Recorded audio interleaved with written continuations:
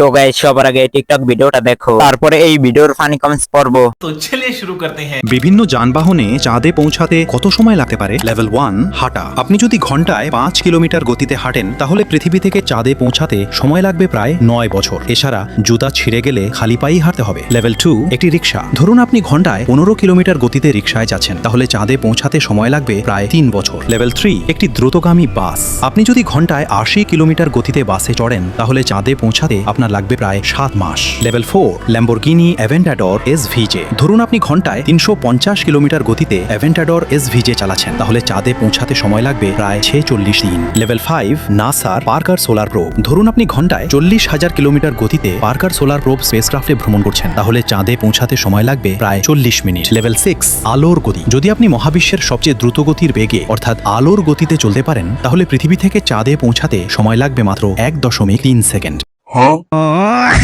ভাই চাঁদে যাওয়ার রাস্তাটা কোন দিকে? ভাই বাইক নিয়ে যাইতে কত সময় লাগবে? চাঁদের রাস্তা কি আপনার বাবাই বানাই দেওয়া যাবে? ভাই নেশার নৌকায় চাঁদের দেশে যাইতে কত বছর লাগবে? ভাই আমি সাইকেল নিয়ে যাওয়ার জন্য রেডি হইছি, কেউ আমার সাথে গেলে আয়।